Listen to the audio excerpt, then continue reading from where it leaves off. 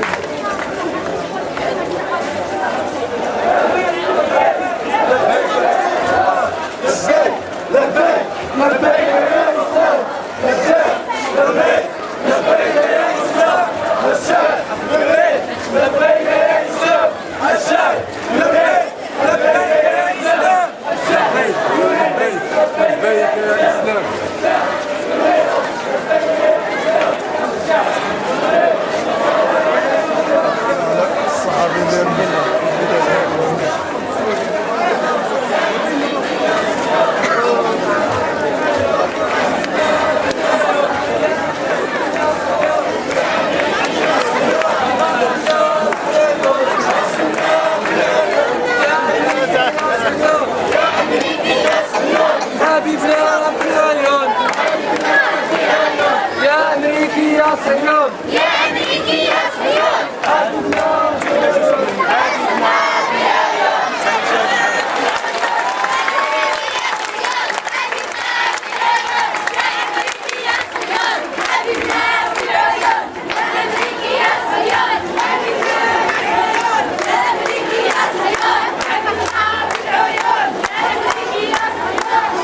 هنيئا لكم يا أحباب رسول الله، ما خرجتم إلا تلبية لنداء نصرة رسول الله صلى الله عليه وسلم، وهذا تعبير عن أن رسول الله صلى الله عليه وسلم راسخ في قلوبنا، وأن جذوره لن تنفك من عروقنا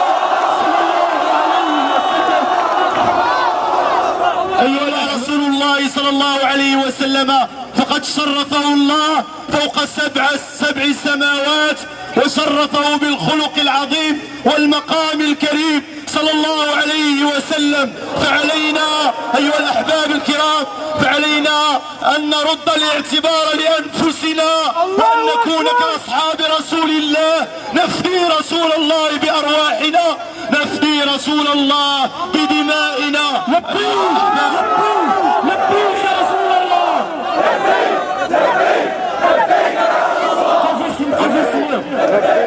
لبيك يا رسول الله، وفي الأخير الأحباب الكرام، لأن صلاة العشاء خصنا نوفيوها ونصليوها في وقتها، لأن هذا من نصرة رسول الله صلى الله عليه وسلم. كاين ثلاثة الرسائل، رسالة لأنفسنا أننا نراجعوا الأنفس ديالنا ونعودوا نتفقدوا الأحوال ديالنا واتباعنا لرسول الله ومحبتنا له بالعمل وبالاتباع. الرسالة الثانية للمسؤولين في هذه البلاد أنهم يراجعوا الأوراق ديالهم ويعيدوا النظر ويحاكموا ويطالبوا بمحاكمة هاد الناس اللي أساءوا إلى الإسلام وأساءوا إلى رسول الله صلى الله عليه وسلم وإلينا. والرسالة الثالثة هي إلى الكفار والملحدين والطغاة في هذا العالم، نقول لهم إنا حاضرون وإنا في الموعد وإنا حاضرون.